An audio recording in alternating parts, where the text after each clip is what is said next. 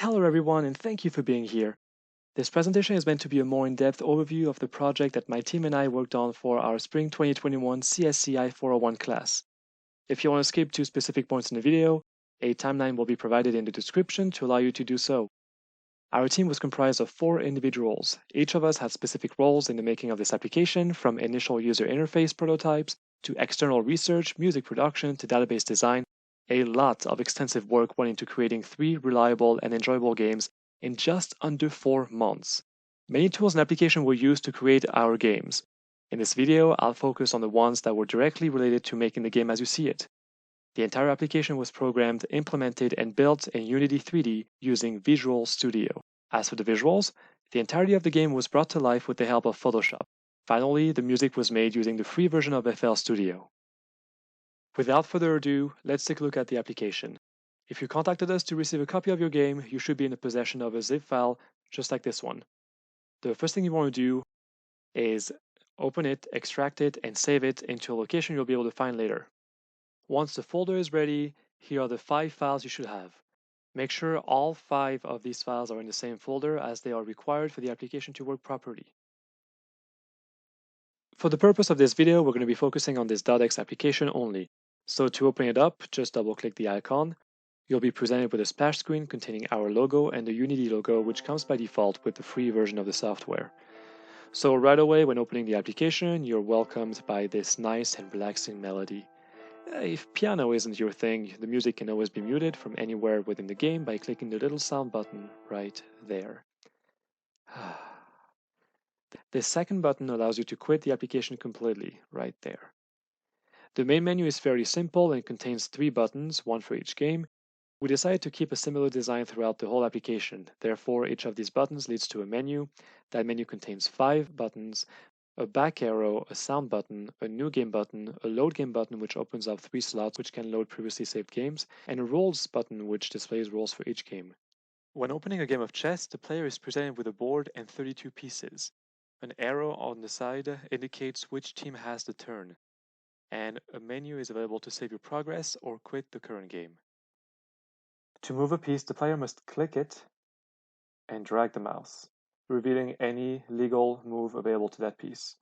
The first of our 3 games is also the most complex one. Each of our 6 pieces can move in specific ways which had to be accounted for. A pawn can only move 1 cell at a time, except on its first turn, where 2 cells is allowed. A pawn can only take a piece that is directly diagonal from it, or as a result of the en passant rule, which allows a pawn to be taken by another pawn if it had moved 2 cells forwards in a previous turn. Additionally, a pawn can be promoted into one of 4 piece type when reaching the other side of the board. By turning into a new piece, the pawn also acquires that piece's movesets.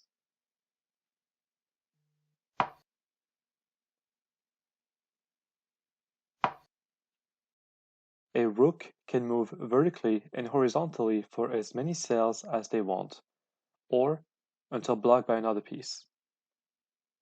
If that piece happens to be an enemy, the rook may take it.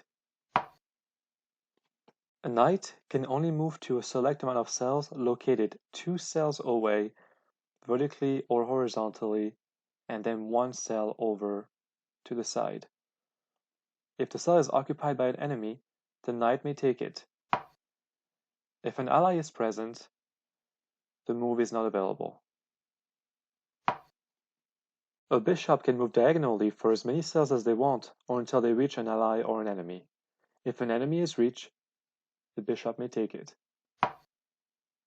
The queen is allowed to move in any direction and for as far as she wants, as long as she's not blocked by another piece, which makes her the most versatile and valuable piece on the board. If an enemy is in her way, the queen may take it. The king is limited to moving 1 square in any direction unless it is allowed to castle. Castling allows the king to shelter behind a rook if certain conditions are met. In order for castling to be permissible, the king, as well as the targeted castle, must not have moved at all during the duration of the current game. Simply drag the king and you'll see an extra cell available. If you drop the king onto it, castling will take place. Note that, due to its restrictions, castling can only occur once per king per game. The king's lack of mobility renders it useless in offensive play, which is likely a good thing, as you'll want to keep that piece protected.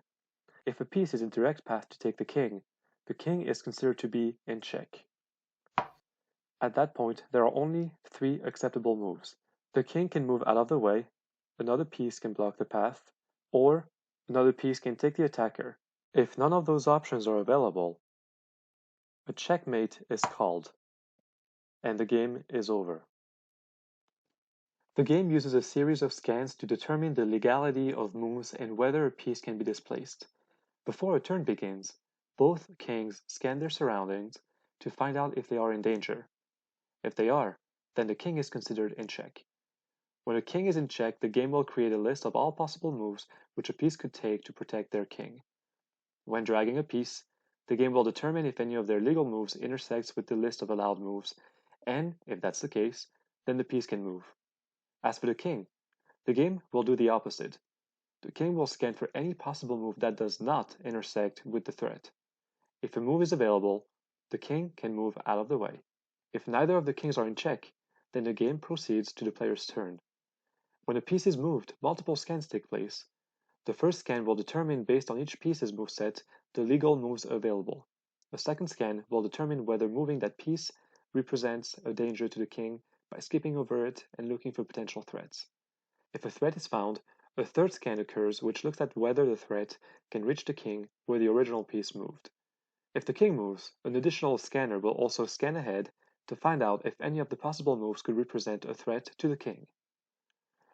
And that's all you need to know to be able to play our chess game. Additionally, when opening up the menu, you're given the opportunity to save your progress. If you choose to do so, you'll be able to quit the game right away. Otherwise, you'll be reminded to save your game before quitting. When saving the game, the application opens a connection with the database and determines in which of the 3 chess tables your game should be saved, based on the slot you selected. It'll then save the position of each piece on the board as well as any special values, determining special events. When a game is loaded, these values are loaded back in order to restore the game to its last saved state. Now on to our second game, which is Trivia. Unlike chess, and as you'll see later, checkers, Trivia is a static game based on mouse events. The design is simple and elegant. It allows the player to assess the entire game and the progress made in just one glance. On the left side of the screen, you have a scoreboard, which keeps track of up to 5 questions answered correctly for each of our 4 categories. In the middle, we have a piece holder with 4 empty sections.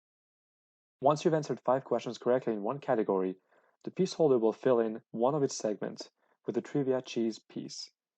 In order to win, you just need to collect all 4 of them. This big button right here is pretty self-explanatory. If pressed, it'll spin the indicator and fetch a new question.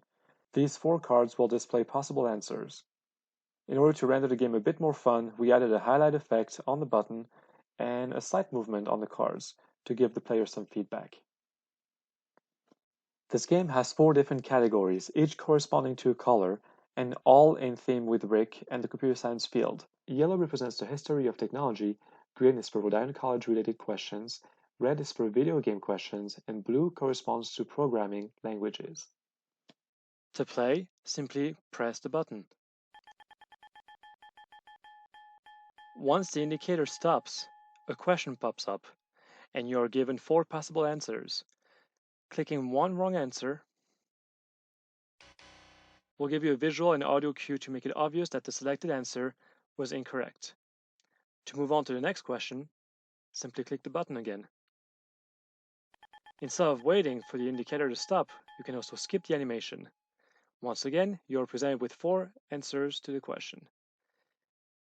In this case, getting a right answer will give you a visual and audio cue as well as display a chalk mark on the scoreboard right over here. And that's it. Once all the cheeses have been collected, the game is won. Programming-wise, this game is very simple and relies a lot on the capabilities of the engine to handle multiple game objects and events. At the start of the game, 4 double arrays are shuffled, 1 for each category.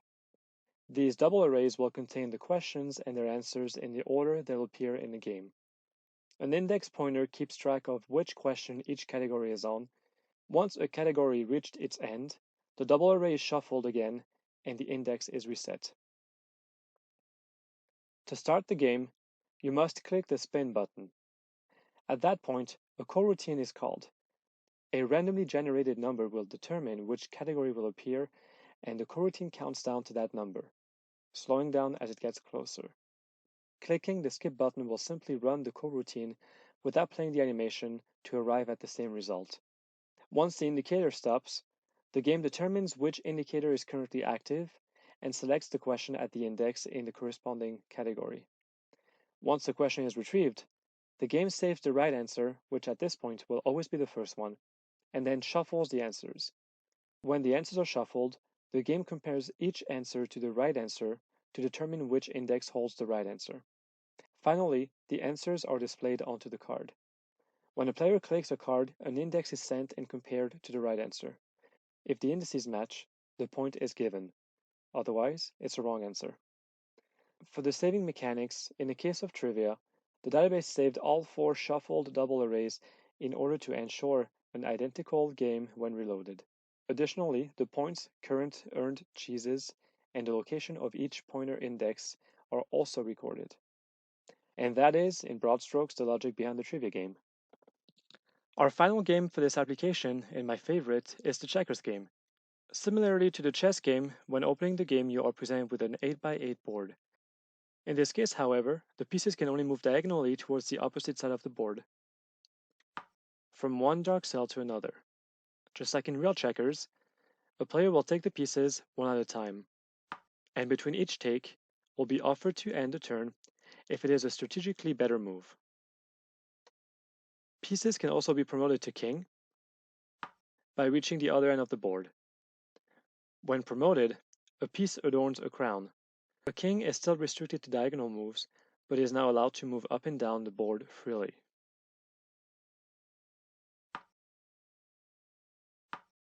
A checkers game can end in 2 different ways.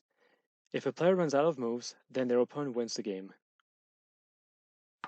The more obvious way to win is by taking all of your opponent's pieces. Checkers uses a more simplified version of the chess scanner. Due to the piece's limited moveset, scanners do not need to span across the entire board, but only to adjacent squares.